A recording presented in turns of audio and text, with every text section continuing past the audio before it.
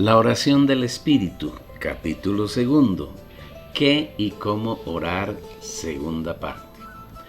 Una vez que tenemos revelación y luz acerca de los dos errores más comunes en la oración, después de que hemos roto los paradigmas que durante siglos Satanás ha sembrado en los corazones de los creyentes a través de la religión, y ya que nos hemos despojado de todo lo que desagrada al Señor en el tema de la oración, podemos dedicarnos a aprender del Señor cómo orar. Para ello debemos leer y orar los versículos hablados por el Señor en Mateo capítulo 6 versículos 9 al 13. Vosotros pues oraréis así: Padre nuestro que estás en los cielos, santificado sea tu nombre, venga tu reino, hágase tu voluntad como en el cielo, así también en la tierra. El pan nuestro de cada día, dánoslo hoy, y perdónanos nuestras deudas, como también nosotros perdonamos a nuestros deudores. Y no nos metas en tentación, mas líbranos del mal, porque tuyo es el reino, y el poder y la gloria, por todos los siglos. Amén. Veamos cada uno de los aspectos que contienen estos 5 versículos, rogando al Señor que nos dé revelación y visión acerca del camino apropiado para la oración. La oración debe dirigirse al Padre. La oración que agrada a Dios es únicamente aquella que se dirige al Padre. No debemos dirigir nuestra oración a los hermanos, ni al Espíritu Santo, ni al Señor Jesús, únicamente al Padre. Esto no quiere decir que Jesús no sea Dios, porque Él es Dios completo mezclado con un hombre perfecto. Tampoco quiere decir que el Espíritu Santo no sea Dios, porque Él es el único Dios completo. Tampoco quiere decir que haya 3 dioses o que los 3 del Dios único sean separados, porque de acuerdo con la Biblia solamente hay un Dios, pero ese Dios único es 3: Padre, Hijo y Espíritu Santo. ¿Tú puedes entender esto en tu mente? ¿Verdad que no? Yo tampoco, pero son verdades irrefutables que sin entenderlas plenamente podemos disfrutarlas. Dios es uno y únicamente uno, y Dios es a la vez 3: Padre, Hijo y Espíritu Santo. Los 3 son uno y entre ellos no puede haber separación. Lo que podemos percibir es que hay distinción en cuanto a la obra que realiza Dios a través de cada uno, porque en parte conocemos y en parte profetizamos, mas cuando venga lo perfecto, entonces lo que es en parte quedará anulado. 1 Corintios capítulo 13 versículos 9 y 10. Si miramos atentamente, por ejemplo, el capítulo 1 de Efesios, podremos entender un poco la obra de cada uno de los 3 de la deidad. En primer lugar, dice la Biblia que fue Dios como Padre quien nos escogió antes de la fundación del mundo para que lleguemos a ser santos y sin mancha delante de Él. Igualmente nos dice que en amor nos predestinó para que alcancemos el estatus de ser sus hijos. Bendito sea el Dios y Padre de nuestro Señor Jesucristo, que nos bendijo con toda bendición espiritual en los lugares celestiales en Cristo, según nos escogió en Él antes de la fundación del mundo, para que fuésemos santos y sin mancha delante de Él en amor, predestinándonos para filiación por medio de Jesucristo para sí mismo, según el beneplácito de su voluntad. Efesios capítulo 1 versículos 3 al 5. Dice también este capítulo de la Biblia que la elección del Padre fue por medio del Hijo Jesucristo, quien nos redimió con la sangre que Él adquirió cuando se hizo hombre, que perdonó nuestros pecados mediante su gracia abundante, que nos hizo conocer esa gracia en toda sabiduría e inteligencia espiritual. Igualmente dice el Señor que mediante el Hijo le plació darnos a conocer el misterio de su voluntad. También dice la palabra que un día, cuando los tiempos lleguen a la plenitud, todas las cosas que hay en los cielos y en la tierra serán encabezadas por el Hijo, que en Él recibimos a Dios como herencia, pues a Dios le plació predestinarnos para ser sus herederos y que hiciéramos su voluntad, para alabanza de la gloria de su gracia, con la cual nos agració en el amado, en quien tenemos redención por su sangre, el perdón de los delitos, según las riquezas de su gracia, que hizo sobreabundar para con nosotros en toda sabiduría y prudencia, dándonos a conocer el misterio de su voluntad según su beneplácito, el cual se había propuesto en sí mismo para la economía de la plenitud de los tiempos, de hacer que en Cristo sean reunidas bajo una cabeza todas las cosas, así las que están en los cielos como las que están en la tierra. En Él, asimismo, fuimos designados como herencia, habiendo sido predestinados conforme al propósito del que hace todas las cosas según el consejo de su voluntad. Efesios 1, versículos 6 al 11. También afirma la palabra que por haber creído en Cristo, fuimos sellados con el Espíritu Santo. Un sello es una señal de pertenencia. Dios nos compró y mediante el Espíritu nos selló y nos hizo de su propiedad. Somos su herencia, pertenecemos a Él.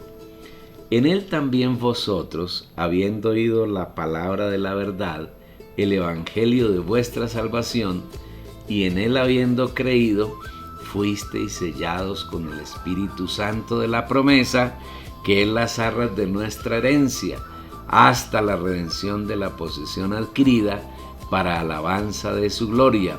Efesios capítulo 1, versículos 13 y 14. Debido a que somos de su propiedad, Dios vino a nosotros como el Espíritu para hacer las arras, un anticipo de la herencia de Dios que hoy disfrutamos y que disfrutaremos en plenitud por toda la eternidad. Si lo observamos desde otro ángulo, encontraremos que cuando Dios se manifiesta como el Padre, es invisible e inaccesible. El único que tiene inmortalidad, que habita en luz inaccesible, a quien ninguno de los hombres ha visto ni puede ver, al cual sea la honra y el imperio sempiterno. Amén. 1 Timoteo 6, versículo 16. Pero un día se hizo visible como el Hijo, haciéndose hombre, encarnándose en Jesús, y en ese estado muchos lo vieron, lo palparon, lo contemplaron y lo oyeron. Lo que era desde el principio, lo que hemos oído, lo que hemos visto con nuestros ojos, lo que hemos contemplado y palparon nuestras manos tocante al verbo de vida. 1 Juan 1, versículo 1. Debido a que Dios no solamente deseaba ser visto, contemplado y palpado, sino que anhelaba morar en algunos hombres a quienes ha constituido como sus hijos, una vez que Jesús murió y resucitó, vino a los suyos y se sopló para dentro de ellos como el Espíritu de santidad. Cuando llegó la noche de aquel mismo día, el primero de la semana, y habiendo dicho esto, sopló y les dijo: recibid el Espíritu Santo. Juan 20, versículos 19 y 22. Dentro de nosotros hoy Él es el Espíritu de realidad, es decir, hace real para nosotros todo lo que Dios es, tiene y ha logrado, con el fin de que todas sus riquezas sean nuestra herencia y disfrute diario. Anhelamos que el lector encuentre en estos párrafos un poco de revelación, de visión y de gracia, para que disfrute al Dios que adoramos y amamos, que es únicamente uno y que es tres. Una vez que alcanzamos esta luz, volvamos al asunto central. La oración debe dirigirse al Padre y únicamente al Padre. Tengamos en cuenta que el Padre, junto con el Hijo y el Espíritu, mora en el espíritu de los creyentes. Y como hemos visto ya, la oración debe hacerse en el espíritu, en el aposento más interior, en secreto y dirigida al Padre. Tampoco el Señor Jesús enseñó en la oración algo así como Padre en el nombre de Jesús, que se ha convertido en una fórmula repetitiva propia de los gentiles. en un rezo característico del catolicismo y muy de moda en los grupos evangélicos contemporáneos. La Biblia sí dice que pidamos en el nombre de Jesús, pero pedir es solo una forma de orar, y más adelante veremos la realidad de pedir en el nombre de Él. Tampoco el Señor dijo que orásemos al Espíritu Santo, como equivocadamente acostumbran algunos grupos en el cristianismo. El Señor es categórico y claro en cuanto a quién debemos orar. Vosotros, pues, oraréis así: Padre nuestro. Tampoco el Señor Jesús enseñó a orar como lo hace un grupo que se ha extendido, especialmente en América, en el que han adquirido la práctica de invocar el nombre del Señor y repetir muchas veces: Oh Señor Jesús, oh Señor Jesús, oh Señor Jesús. Jesús no enseñó así. El invocar es una práctica totalmente bíblica que lleva al creyente a entrar en el Espíritu y a ser salvo, pero no una fórmula repetitiva y manida de la oración. El Señor Jesús reitera: vosotros pues oraréis así, Padre nuestro. De otro lado, cuando invocamos a Dios como Padre, estamos dando testimonio de algunos hechos maravillosos que es necesario comprender.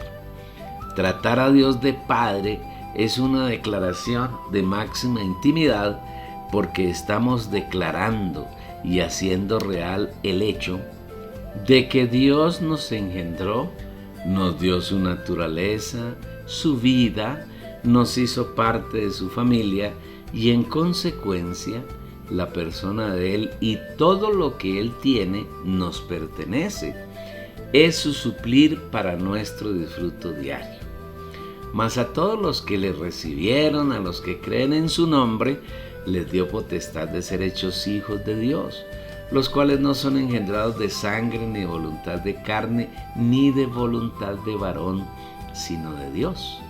Así que ya no sois extranjeros ni advenedizos, sino conciudadanos de los santos y miembros de la familia de Dios, por medio de las cuales Él nos ha concedido preciosas y grandísimas promesas, para que por ellas llegaseis a ser participante de la naturaleza divina, habiendo escapado de la corrupción que hay en el mundo a causa de la concupiscencia.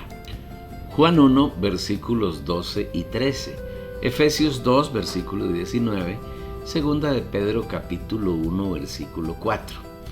Declarar al Señor como Padre implica que nosotros estamos dentro de Él, que estamos escondidos en Él y que Satanás no puede atacarnos, que Él está dentro de nosotros y con nosotros y formamos una entidad única, un solo cuerpo, del cual Jesús es la cabeza y nosotros somos sus miembros. Orar al Padre es testificar del hecho más elevado y maravilloso que ha ocurrido en el universo. Dios nos engendró como sus hijos. Igualmente es declarar que tenemos un Padre que nos cuida, nos guarda, nos ayuda y nos suple. ¿Qué más podemos anhelar? Orar Padre Nuestro es manifestar nuestra intimidad con Dios. Es proclamar que podemos acercarnos a su trono en plena certidumbre de fe. Es anunciar que no tenemos ningún impedimento para ser uno con Él. Es proclamar que somos uno con Él y que esa unidad nada ni nadie puede romperla. Orar Padre Nuestro es la declaración más dulce, más santa y elevada que existe en este universo entre el Dios maravilloso y el hombre que Él ha redimido. Orar al Padre es hacer realidad la magnífica palabra proclamada por el Espíritu Santo en Romanos 8, versículo 15.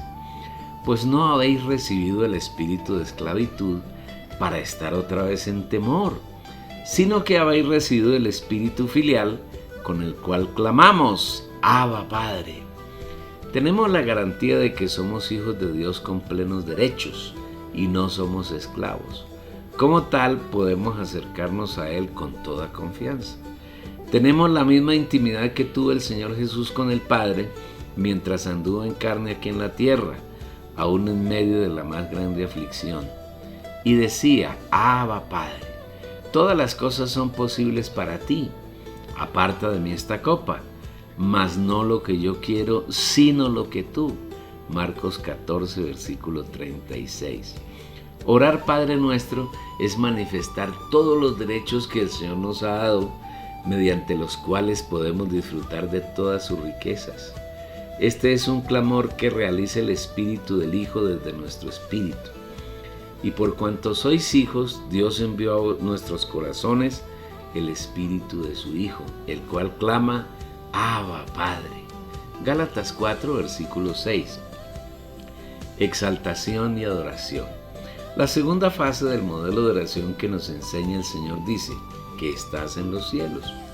Una vez que hemos reconocido y proclamado que estamos unidos a Dios orgánicamente, que Él es nuestro Padre y nosotros sus hijos, reconocemos el lugar que le corresponde, los cielos, o mejor aún, el cielo, y que es también el lugar que nos corresponde a nosotros.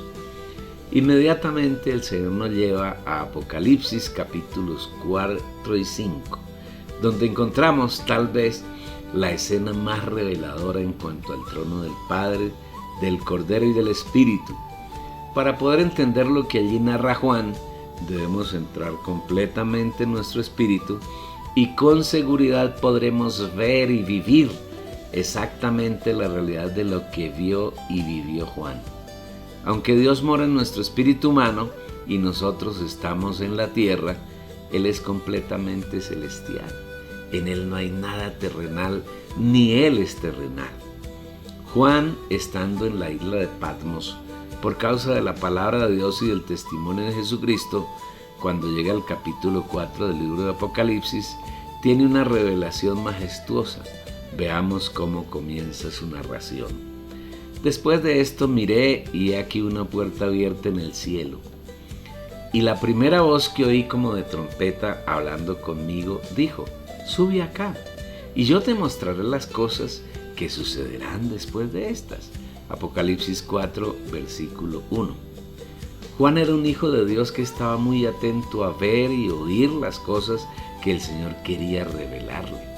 Por eso, después de que el Señor le mostró las distintas fases de la degradación de la iglesia en los capítulos 2 y 3, lo dispone para mostrarle cosas más hermosas y elevadas, como es la gloria del Padre, Hijo y Espíritu, gloria en la que Él vive. Una luz muy completa sobre el tema la encontrarás en el libro La degradación de la iglesia, del mismo editor. Seguramente quien habla aquí con Juan es el Señor Jesucristo, dando cumplimiento a lo dicho por el Espíritu en 1 Timoteo 2, versículo 5. Porque hay un solo Dios y un solo mediador entre Dios y los hombres, Jesucristo hombre. Esa voz le pidió que subiera donde estaba Él, para mostrarle las cosas que vendrían después de las que ya le había mostrado. Subir aquí no implica ir arriba, según la orientación física que tenemos nosotros de ubicación geográfica o astronómica. Subir implica entrar en la gloria de Dios, tener el privilegio de penetrar en el ámbito donde Él vive y donde Él está en su trono y desde donde gobierna el universo. Ese ámbito es el más elevado que existe. Es por eso por lo que Juan continúa: y al instante yo estaba en el Espíritu. Apocalipsis 4, versículo 2. No hay un camino distinto por el cual podamos penetrar la gloria de Dios, sino estando en el Espíritu. Cuando Juan oyó la voz que lo llamaba, inmediatamente entró en el Espíritu, y en ese momento su alma y su cuerpo fueron sometidos totalmente a su espíritu humano, donde mora Dios como el Espíritu, y estando en esa condición, él tuvo una visión estupenda.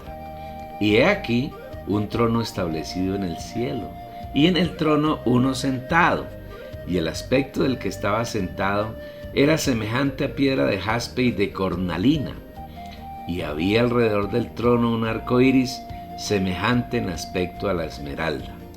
Y alrededor del trono había 24 tronos, y vi sentados en los tronos a 24 ancianos, vestidos de ropas blancas, con coronas de oro en sus cabezas.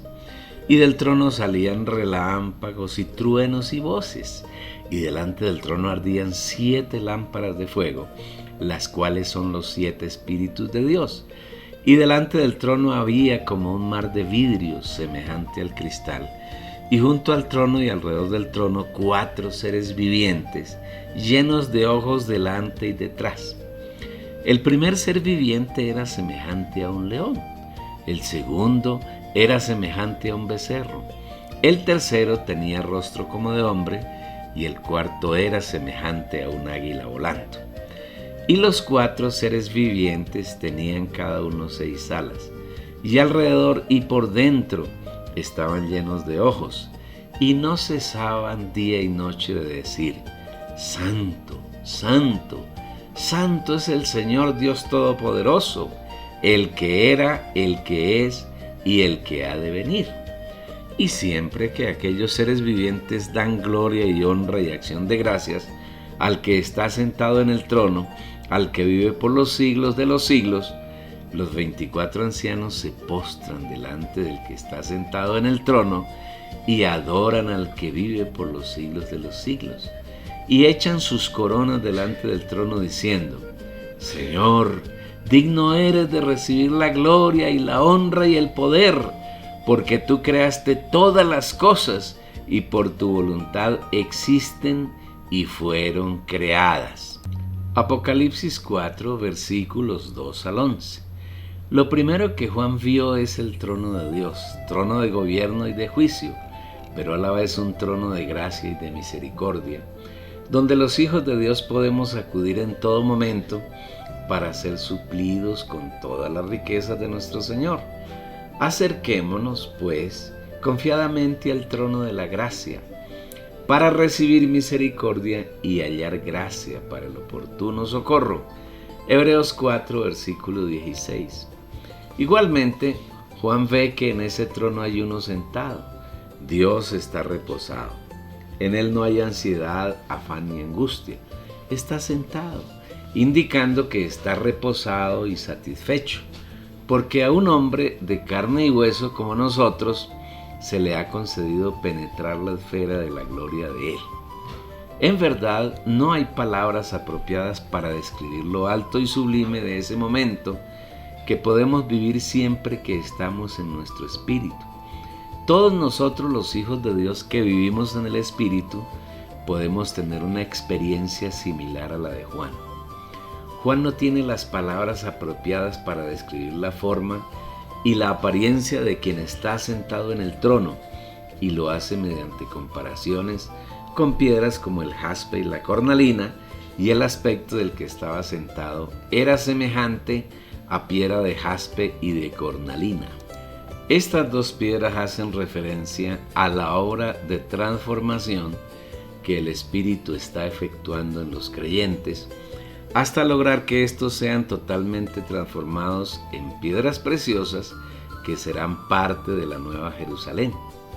Las piedras sirven para edificar, y tanto Dios, como con su apariencia de piedra de jaspe y de cornalina, como el hombre redimido que está siendo transformado en piedras preciosas, consumarán el plan de Dios, consumación que será un hecho con la edificación de la Nueva Jerusalén.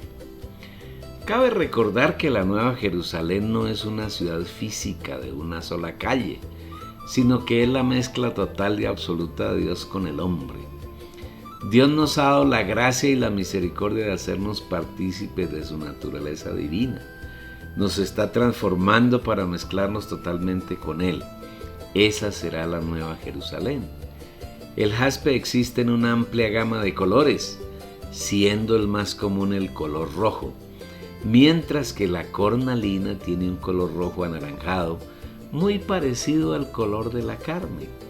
Podemos entonces afirmar que las 2 piedras hacen referencia a la obra de redención que el Señor realizó a nuestro favor por medio de tomar sangre y carne humanas, para poder comprarnos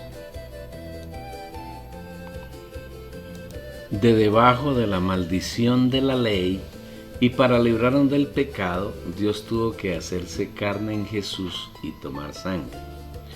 Así que, por cuanto los hijos participaron de carne y sangre, Él también participó de lo mismo, para destruir por medio de la muerte al que tiene el imperio de la muerte, esto es, al diablo. Hebreos 2, versículo 14.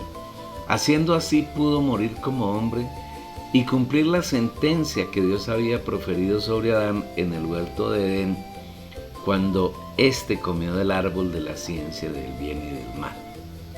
Ahora, a su naturaleza divina, Dios había agregado su proceso de encarnación, vivir humano, muerte, resurrección, ascensión y entronización, para restablecer la comunión con la criatura que hizo a su imagen y semejanza. No debemos olvidar que Jesús derramó su sangre para limpiarnos de nuestros pecados y también la introdujo en el cielo como la sangre del pacto eterno para limpiarnos permanentemente de nuestros pecados. Y no por sangre de machos cabríos ni de becerros, sino por su propia sangre, entró una vez para siempre en el lugar santísimo, obteniendo así eterna redención. ¿Cuánto más la sangre de Cristo, el cual mediante el Espíritu Eterno se ofreció a sí mismo sin mancha a Dios, purificará vuestras conciencias de obras muertas, para que sirvamos al Dios vivo? Hebreos 9, versículos 12 y 14.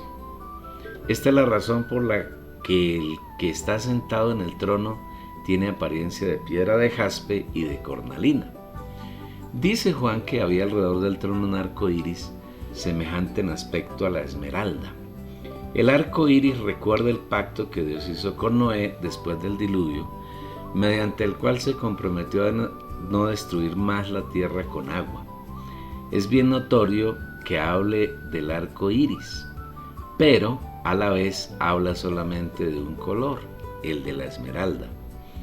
Quienes conocen esa piedra preciosa saben que tiene un color verde muy profundo y que al mirar a través de ella es totalmente pura, es decir, no tiene ninguna mancha ni nada extraño en su interior. Por eso es una gema de gran valor.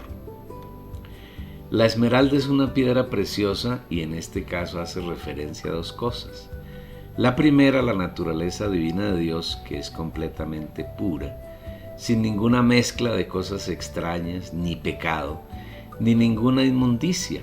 En segundo lugar, el color verde hace referencia a la vida, indicando en este caso que Dios es vida y en Él no hay muerte. Qué maravilloso estar en la presencia de un Dios lleno de vida y puro, santo y sin mancha.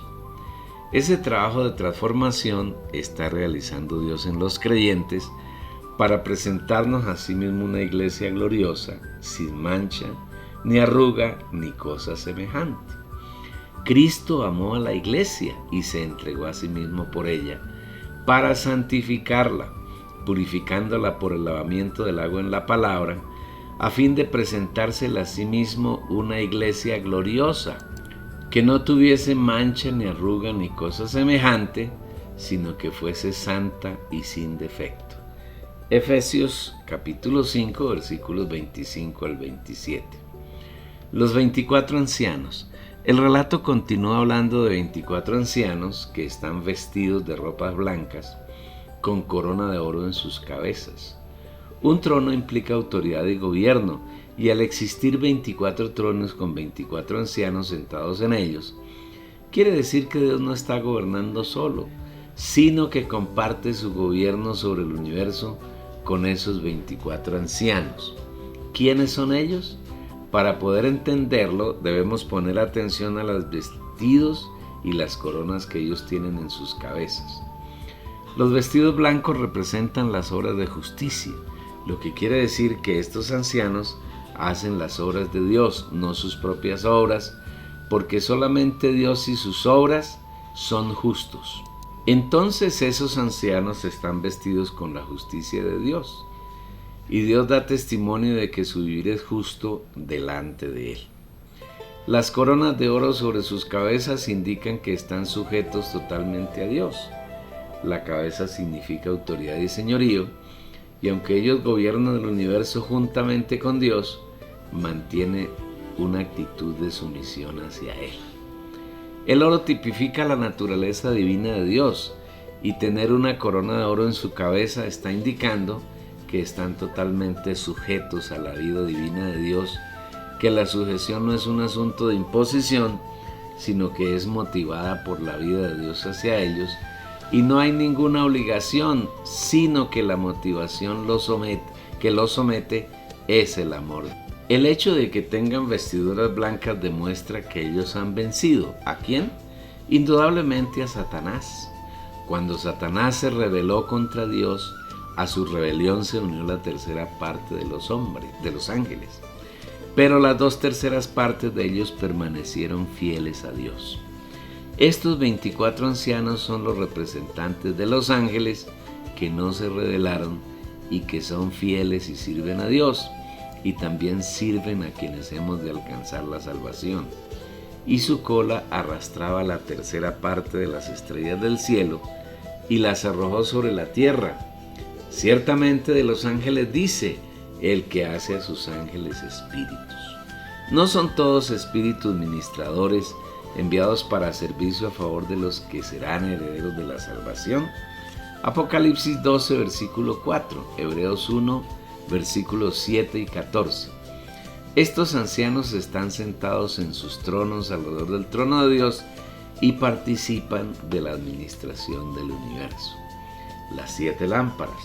El pasaje continúa relatando: delante del trono ardían 7 lámparas de fuego, las cuales son los 7 espíritus de Dios. En este pasaje, el espíritu, que es Dios, está representado por 7 lámparas. Para llegar al trono de Dios es necesario pasar por en medio de esas 7 lámparas. A Dios solamente se puede acceder por el espíritu humano mediante el Espíritu Santo. El espíritu aquí está intensificado 7 veces. No es solamente el espíritu, sino los 7 espíritus de Dios. Debemos recordar que el Apocalipsis habla especialmente de los tiempos finales, es decir, de la época en que el tiempo está llegando a su fin para dar paso a la eternidad. Y esos tiempos finales comprenden desde la venida del Señor Jesús en carne hasta el final del milenio, cuando entrará nuevamente la eternidad. En estos postreros tiempos, Dios, para llevar a efecto la consumación de su plan, se ha intensificado como el Espíritu y realiza su plan de manera intensiva. La intensificación de Dios Espíritu se dio por la consumación del plan de redención desarrollado por el Hijo de Dios. El hecho de que las lámparas estén ardiendo tiene un doble significado. En primer lugar, su brillo intenso ilumina total y absolutamente, de tal manera que en ese ámbito no hay tinieblas. Todo lo que llega a su presencia es expuesto hasta en el más mínimo detalle. Nada puede ocultarse delante del brillo y la iluminación de las 7 lámparas. En segundo lugar, las lámparas ardiendo son útiles para quemar toda inmundicia, todo aquello que no es de Dios y que esté en alguno de los seres que se acercan al trono de Dios. Fuego iluminador y fuego purificador hay en las 7 lámparas que están delante del trono de Dios. El mar de vidrio. El relato del cielo y del trono de Dios continúa. Delante del trono había como un mar de vidrio semejante al cristal. Sobre este mar de vidrio estarán de pie muy cerca del final de la gran tribulación y pasado el juicio del tribunal de Cristo, aquellos creyentes que pasaron por la gran tribulación y vencieron el nombre de la bestia, su imagen, su marca y su número. Vi también como un mar de vidrio mezclado con fuego, y a los que habían salido victoriosos sobre la bestia y su imagen y el número de su nombre, en pie sobre el mar de vidrio con las arpas de Dios. Apocalipsis 15, versículo 2. A diferencia del mar de vidrio que Juan vio en Apocalipsis 4, en el capítulo 15 está mezclado con fuego. Ese mar de vidrio debe ser el lago de fuego, donde serán lanzados vivos el anticristo, el falso profeta, y aquellos de las naciones que serán los cabritos, y que estarán a la izquierda del Señor Jesús, cuando Él con sus vencedores juzgue a las naciones de acuerdo con el comportamiento que tuvieron para con los suyos durante la gran tribulación. El lector podrá encontrar más detalles sobre el tema en el libro El reino de Dios y el reino de los cielos del mismo editor. Después del milenio serán arrojados a ese mar de vidrio Satanás, sus ángeles y los humanos que no creyeron en el Señor. 4 seres vivientes. Hay alrededor y en medio del trono de Dios 4 seres vivientes que están llenos de ojos delante y detrás, y con apariencia de león, becerro, hombre y águila. La apariencia de los 4 seres vivientes es una simbología dupla. En primer lugar, en el ámbito de la gloria de Dios, están representadas algunas de las criaturas de la tierra. El león representa a los animales salvajes de la tierra. El becerro representa a los animales domésticos. La cara de hombre representa a la criatura más elevada de la creación y el águila a las aves. No están representados los peces ni los reptiles. En segundo lugar, los 4 seres vivientes están representando los 4 aspectos principales del Señor Jesús descritos en los 4 evangelios. Sabemos que el evangelio de Mateo habla de Jesús como el rey del reino de Dios y del reino de los cielos, y a la vez ese evangelio habla del reino de Dios y del reino de los cielos. A él se refiere el primer ser viviente con apariencia de león. El león es conocido como el rey de los animales. El segundo ser viviente con apariencia de buey hace referencia al evangelio de Marcos, donde el Señor Jesús es descrito como un siervo. Él vino para servir a Dios y a los hombres, y su vivir humano en la tierra fue una continua manifestación de servidumbre. Así como el Hijo del Hombre no vino a ser servido, sino para servir y para dar su vida en rescate por muchos. Mateo 20, versículo 28. Jesús fue esclavo de Dios para llevar adelante su plan de redención para el hombre, y fue esclavo de los hombres, por cuya causa se humilló hasta la muerte más infamante, la muerte en la cruz. Esta es una de las razones por las cuales Marcos no presenta una genealogía del Señor Jesús. A nadie le interesa la genealogía de un esclavo. El tercer ser viviente con rostro de hombre está relacionado con el Evangelio de Lucas, en el que se describe a Jesús como un hombre con carne y sangre igual a nosotros, solamente que sin la naturaleza satánica, es decir, el pecado, que el enemigo de Dios introdujo en nosotros desde el huerto de Edén, pero que por más que intentó no pudo inocular en el Señor Jesús. Jesús es un hombre poseído y saturado totalmente por Dios. En otras palabras, Él es Dios viviendo su vida divina en un hombre, y eso describe el Evangelio de Lucas. El cuarto ser viviente, semejante al águila, refleja el Evangelio de Juan, quien describe a Jesús como Dios.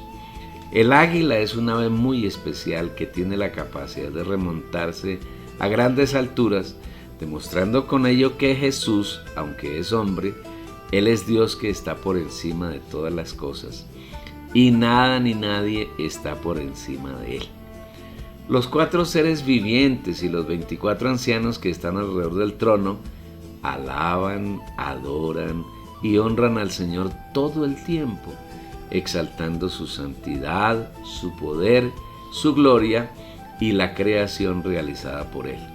Y los 4 seres vivientes tenían cada uno 6 alas, y alrededor y por dentro estaban llenos de ojos, y no cesaban día y noche de decir: Santo, santo, santo es el Señor, Dios Todopoderoso, el que era, el que es y el que ha de venir.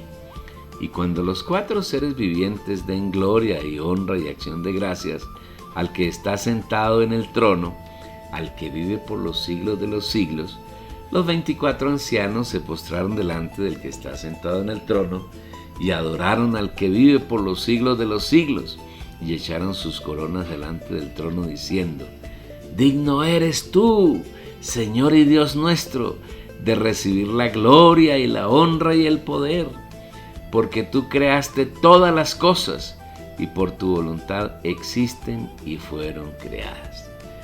Todo esto es visto cuando entramos en el Espíritu, nuestro aposento más interior, para tener comunión con Dios y orar al Padre en lo secreto. Y esta es la realidad de esa pequeña frase que el Señor incluyó en la oración: que estás en los cielos. La santificación del nombre. El siguiente punto que el Señor toca en la oración apropiada, la que le agrada, es la santificación del nombre del Padre. Santificado sea tu nombre, Mateo 6, versículo 9. Ser santo es ser separado de lo común, diferente a todo. Y el único ser santo en el universo es Dios. La santidad es uno de sus atributos. Dios como Padre, Hijo y Espíritu es santo. En Él no hay nada común, ninguna inmundicia alcanza su ser, porque Él vive siempre en gloria, y esa gloria no puede ser tocada ni penetrada por nada que sea común o inmundo. Al Señor, en su misericordia, le plació hacernos partícipes de su santidad, partícipes de su naturaleza divina. Como todas las cosas que pertenecen a la vida y a la piedad nos han sido dadas por su divino poder, mediante el conocimiento de aquel que nos llamó por su gloria y excelencia, por medio de las cuales nos ha dado preciosas y grandísimas promesas, para que por ellas llegaseis a ser participantes de la naturaleza divina, habiendo huido de la corrupción que hay en el mundo a causa de la concupiscencia. Segunda de Pedro 1, versículos 3 y 4. Y llegamos a participar totalmente de su santidad, saturando nuestro ser, especialmente nuestra alma y nuestro espíritu, de su persona y sus riquezas. En la medida que vamos llenándonos de Él, vamos siendo santos. Hasta que llegamos a tener la plenitud de su santidad, llegamos a ser santos como Él es.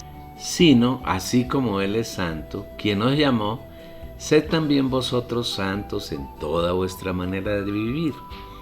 Porque escrito está: sed santos, porque yo soy santo. Primera de Pedro, capítulo 1, versículos 15 y 16. Acercarnos a Dios en oración tiene que ver con disfrutar de todas sus riquezas. Todo lo que Él es, tiene y ha logrado mediante la redención.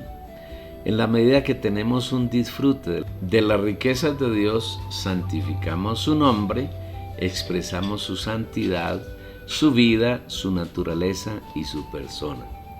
Siempre que entramos en el Espíritu, Dios fluye como la palabra y como el Espíritu y limpia nuestra alma de toda inmundicia. Es por eso por lo que hemos afirmado que la comunión es el elemento más importante de la oración, porque siempre que estamos en comunión con el Señor, disfrutamos su luz. Y cuando tenemos luz vemos nuestra condición y nos arrepentimos para que Él pueda limpiarnos de toda maldad y perdonar nuestros pecados. Este es el mensaje que hemos oído de Él y os anunciamos. Dios es luz y no hay ningunas tinieblas en Él. Si decimos que tenemos comunión con Él y andamos en tinieblas, mentimos y no practicamos la verdad. Pero si andamos en luz como Él está en luz, tenemos comunión unos con otros, y la sangre de Jesucristo su Hijo nos limpia de todo pecado. Primera de Juan 1, versículos 5 al 7. Ser santo no consiste en tener exclusivamente manifestaciones exteriores de rechazo a personas o cosas. Ser santo es llenarnos de la naturaleza santa de Dios, y cada vez que estamos en nuestro espíritu, Él se va añadiendo a nuestra alma hasta saturarla completamente. Una vez que nuestra alma ha sido saturada por Él, somos santos como Él, y en esa medida santificamos el nombre del Señor y podemos decir con los 4 seres vivientes y los 24 ancianos que están en medio y alrededor del trono: Santo, santo, santo es el Señor, Dios Todopoderoso, el que era, el que es y que ha de venir. Apocalipsis capítulo 4 versículo 8. Santificar el nombre del Señor es permitir que Él llene totalmente nuestro ser y pueda expresar a través nuestro su santidad. Este es el final de la segunda estación, para que descanses, medites, disfrutes y sigas disfrutando todas las riquezas del Señor que encontrarás en este libro, y asimismo para que ayudes a otros a disfrutar enviándoles la dirección de esta página.